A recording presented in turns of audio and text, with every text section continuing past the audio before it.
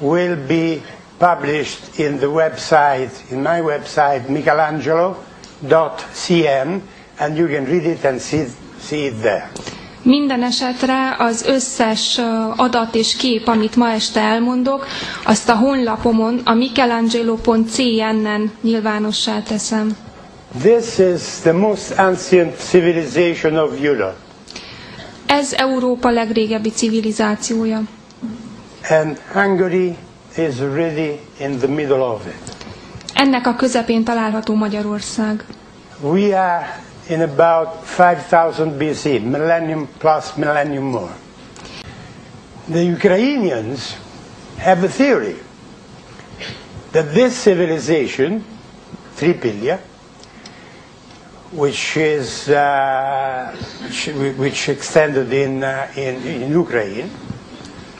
Az ukránoknak az az elképzelése, hogy a tripoljai kultúra spread to the rest of this area, including Italy. Ezen a területen terjedt el, beleértve Olaszországot is. So this is not my invention. Tehát ezt nem én találtam ki, ezt már mondták előttem is. But it's funny that the Ukrainians say that, and not the Hungarians. De furcsa számomra, hogy ezt az ukránok mondják, és nem a magyarok. And the most important artifacts of this civilization were not pottery. És ennek a kultúrának a legfontosabb leletei, azok nem a cserépedények. Pottery has been found in Ukraine. Ukrajnában sok cserépedényt találtak. Was gold and later bronze, which came from the Carpathian Basin. A bronz és arany, később aranyleleteket találtak a Kárpát-medencében. This artifacts that I have called gold idol, ezek a leletek, amit én aranybálványnak hívok, have been found all over this area. Ezen a területen találták őket. Most of them in this area, what is now Eastern Austria and Carpathian Basin. A legtöbbjüket viszont ezen a kisebb területen, ami a Kárpát-medencét és Kelet-Ausztriát foglalja magában. Some of them are in the Wien Historisches Museum. Egyesek a Bécsi Történelmi Múzeumban találhatók meg. Some others are in the Magyar Nemzet Museum. Mások viszont a Magyar Nemzeti Múzeumban. What is important to say that these idols were also in Greece and even in Troy. De ami nagyon fontos, hogy ilyen aranybálványokat találtak Görögországban és Trójában is. This idol was the symbolic representation of the Mother Goddess. Ez a bálvány az Anyaisten szimbolikus ábrázolása. Let's see this one. Lássuk csak ezt. This is the biggest I have seen. It's as big as this. Ez a legnagyobb, ez körülbelül ilyen. And you know from where it comes? Tudják, honnan való? Romania. Romániából. But not from south of the Danube. Whatever is being found in Romania comes from north of the Danube. That means Pannonia. That means Carpathian Basin. Hanem bármit, amit Romániában találnak, azt mindent a Dunától északra, vagy a Kárpátoktól északra, tehát a Kárpát-medencében találnak. So, the hole in the center was the uterus. Lyuk itt a közepén, ez az anyaméhet ábrázolja. You have the breast here. Itt vannak az emlők. Maybe the head with the eyes. Talán ez lehet a feje a szemekkel. Maybe two holes because this was an applique. Vagy akár csak két lyuk, hiszen ez egy jelvény volt. Okay. Of course, the Hungarians know very little about this. Because a magyarok nagyon keveset tudnak erről. At this time, that is 4000, 5000 BC, the Hungarians were not there.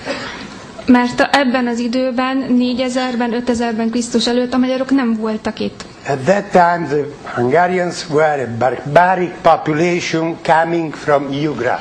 Ebben az időben a magyarok egy barbár nép voltak, akik Jugriából jöttek.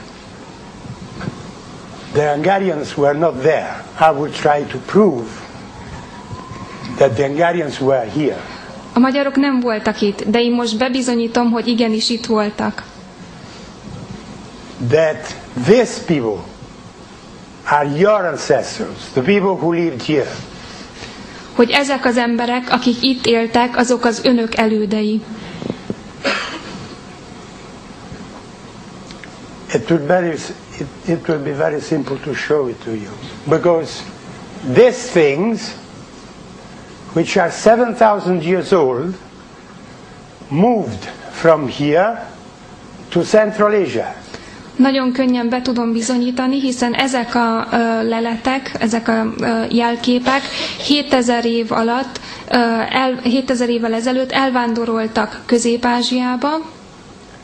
And from Central Asia, in 895 AD, designs similar to this and to other that I will show you reappear in Europe. És ugyanezek a szimbólumok 895-ben Krisztus után megjelennek a Kárpát-medencében, Európában. These Hungarians had moved to Central Europe, had brought this thing there, and after 2 millennia they had lived in Central Asia.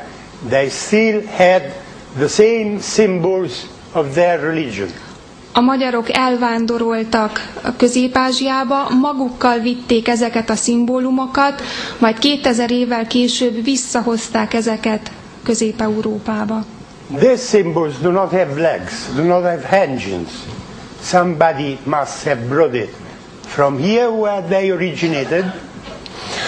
Mivel ezeknek a szimbólumoknak, mint látják, nincsenek lábaik, tehát biztos, hogy valakiknek vinniük kellett őket. To Central Asia and later back to Europe. Közép-Ázsiába, és onnan pedig vissza Európába. Okay, next. This small culture, which was as large as the Balkans, expanded in 3000 BC down to Indus Valley, Sumeria, Oxiana and the Middle East. Ez a kis kultúra 3000-ben Krisztus előtt elvándorolt Sumériába, Oxiánába és az Indus völgyébe. The typical, let's call it idol, but I don't like this term, but let's call it idol. Let's call it symbol of sacredness. This was a symbol of sacredness. You can call it idol, you can call it symbol of fertility, whatever. Hívhatjuk ezt bálványnak, hívhatjuk ezt termékenységi szimbólumnak, bárminek.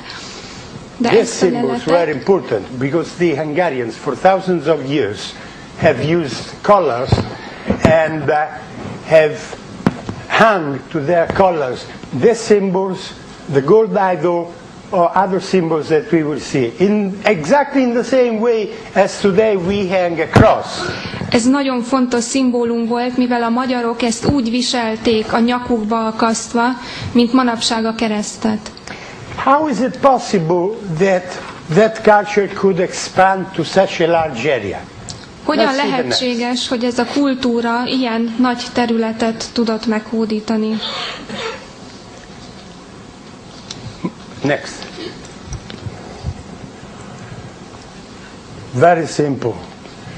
Nagyon Because egyszerűen. someone in this area, around the Carpathian Basin, in the 4th millennium, at the end of the 4th millennium, in 3000 BC, invented animal traction. Nagyon egyszerűen, mivel itt a Kárpát-medencében valaki vagy valakik 4000-ben Krisztus előtt feltalálták